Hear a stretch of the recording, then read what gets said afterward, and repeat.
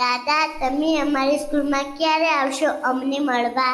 આવીશું, અમે ત્યાં આવીશું એટલે. હા, આ શબ્દો છે બનાસકાંઠાના ખોબા જેવડા ગામ દાંતીવાડીની ઉત્તમપુરા પ્રાથમિક શાળામાં ભણતી બાળકીના. ગયા વર્ષે સ્કૂલ મેનેજમેન્ટ કમિટીની વિડીયો કોન્ફરન્સ બેઠકમાં આ બાળકીને આપેલા વચનને રાજ્યના મુખ્યમંત્રી અને દાદા તરીકે જાણીતા ભૂપેન્દ્ર પટેલે નિભાવ્યું છે. મુખ્યમંત્રીએ પોતાનું આ વચન પાળવા માટે પ્રોટોકોલને બાજુ પર મૂકીને દાંતીવાડાની ઉત્તમપુરા પ્રાથમિક શાળાની દીકરી સામ્યા પ્રજાપતિ સાથે મુલાકાત કરી હતી, જ્યાં મુખ્યમંત્રીએ શાળાના વિદ્યાર્થીઓ સાથે આત્મીય સંવાદ સાધી તેમના અભ્યાસ, શાળા પરિસર અને શિક્ષણ વ્યવસ્થાની માહિતી મેળવી. મુખ્યમંત્રી ભૂપેન્દ્ર પટેલ જ્યારે આ નાની બાળકીને મળવા માટે પહોંચ્યા ત્યારે તે દીકરી સામ્યાએ પોતાની લાગણી વ્યક્ત કરતા કહ્યું કે દાદા, આજે તમે સામે જોઈને મને બહુ જ આનંદ થાય છે. દાદા, મેં તમને કહ્યું હતું ને કે તમે અમને મળવા આવશો ને, એ વાત તમે યાદ રાખીને તમે અમને મળવા આવ્યા એટલે મને ખૂબ ગમ્યું. દાદા, મેં તમને ટીવીમાં જોયા હતા ત્યારે જ મને એવું લાગ્યું હતું કે તમે અમારા પરિવારના જ દાદા છો, એટલે મેં તમને દાદા કહીને બોલાવ્યા. દાદા, અમને તમને મળવાની બહુ જ ઈચ્છા હતી ને તમે આજે અમારી ઈચ્છા પૂરી કરી, એટલે હું તમને વંદન કરું છું.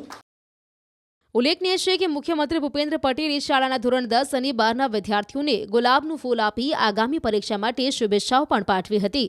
દાદાની આ સહજતા અને માનવીય સંવેદનશીલતાથી શાળા પરિવારમાં ખુશીની લહેર જોવા મળી હતી. અત્યારે મારી સાથે છે સૌમ્યા પ્રજાપતિ કે આ સૌમ્યા ધોરણ 2માં અભ્યાસ કરે છે અને એમને સીએમને વાયદો કર્યો હતો સીએમએ સૌમ્યાને કે હું તારી શાળામાં મળવા આવીશ, અને આજે સીએમ સૌમ્યાને મળવા આવ્યા હતા. શું વાર્તાલાપ થઈ તેમના વચ્ચે આપણે વાત કરી સૌમ્યા જોડે. સૌમ્યા, જ્યારે વિડીયો કોન્ફરન્સમાં તારે સીએમ જોડે શું વાત થઈ હતી અને સીએમ સાહેબે શું વાયદો કર્યો તારા જોડે? મેં કહ્યું તું, દાદા તમે અમને મળવા આવશો ને? દાદા કહે આવીશું.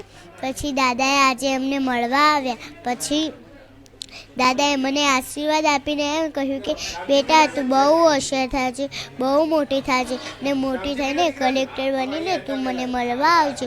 મેં કહ્યું, ભાઈ દાદા કહે તું મને મળવા આવીશ ને કલેક્ટર બની? મેં કીધું હા, ચોક્કસ આવીશ.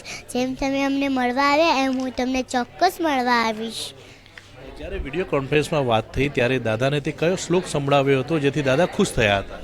યદા યદા હિ ધર્મસ્ય ગ્લાનિર્ભવતિ ભારત અભ્યુત્થાનમ ધર્મસ્ય તદાત્માનમ સૃજામ્યહમ પરિત્રાણાય સાધૂના વિનાશાય ચ દુષ્કૃતા ધર્મ સંસ્થાપનાર્થાય સંભવામિ યુગે યુગે. આજે જ્યારે દાદા મળવા આવ્યા ત્યારે દાદા જોડે કયો શ્લોક દાદાને સંભળાયો હતો અને શું વાત થઈ ખાસ કરીને દાદા જોડે? મેં દાદા સામે મમ્મી વાંશો જીવલોકે જીવભૂત સનાતન મનોષષ્ટાની ઇન્દ્રિયાણી પ્રકૃતિ સ્થાની કર્ષતિ. અને દાદા જોડે મેં એમ કહ્યું હતું કે દાદા તમે અમને મળવા આવ્યા એટલે મને બહુ જ ગમ્યું. દાદાએ પછી ફરી એમ કહ્યું કે આશીર્વાદ, બહુ બેટા તું બહુ આગળ વધજે, બહુ ભણજે, બહુ હોશિયાર થાજે અને તું મને મોટી થઈને કલેક્ટર બનીને તું મને મળવા આવજે. હવે તારું સપનું શું છે? મારું સપનું એ છે કે હું મોટી થઈને કલેક્ટર બનીને હું દાદાને ફરીથી મળવા જઈશ. આ હતી સૌમ્યા પ્રજાપતિ. તેનું કહેવું છે કે દાદા આજે મને મળવા આવ્યા હતા, પરંતુ હવે હું કલેક્ટર બનીને દાદાને મળવા જઈશ. કિશોર તુવર, ન્યૂઝ 18 ગુજરાતી, બનાસકાંઠા. સ્કૂલમાં એક વર્ચ્યુઅલ પ્રોગ્રામ હતો લગભગ 12 મહિના પહેલાં. એ વર્ચ્યુઅલ પ્રોગ્રામમાં સ્કૂલ તરફથી મારી દીકરીને બોલવા ઊભી કરી હતી. તો દીકરીએ 2 શ્લોક બોલ્યા અને એને એના મનથી કીધું કે એને યાદ આવ્યું કે દાદા તમે મને મળવા ક્યારે આવશો? તે દાદાએ સ્મિત સાથે કહી કે હું જ્યારે ત્યાં આવીશ ત્યારે તને ચોક્કસ મળીશ.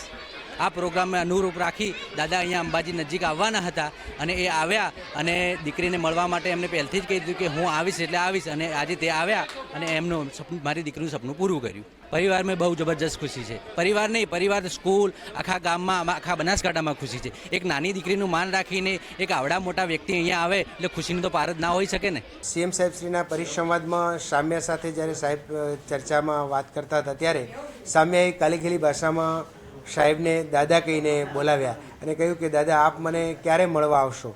ત્યારે સાહેબે કહ્યું હતું કે હું જ્યારે અહીંયા આવીશ ત્યારે તને ચોક્કસ મળવા આવીશ. એ વચન આજે સાહેબે પૂર્ણ કરે છે. હા સર, આજે અમારું જે ગીતા ભવન છે, સામ્યા ખૂબ જ સારા ભગવદ્ ગીતાના શ્લોકોનું ગાન કરે છે. એ અંતર્ગત આજે સાહેબે એની પાસે શ્લોક બોલાવરાવ્યો અને કહ્યું કે બેટા આજે હું તને મળવા આવ્યો છું. અને સામ્યાએ પણ કહ્યું કે હું રોજ દાદા તમને ટીવીમાં જોઉં છું, પણ આજે મેં તમને સાક્ષાત જોઈને હું ખૂબ જ આનંદિત થઈ છું અને એને માન્ય મુખ્યમંત્રીશ્રીને વંદન કર્યા છે.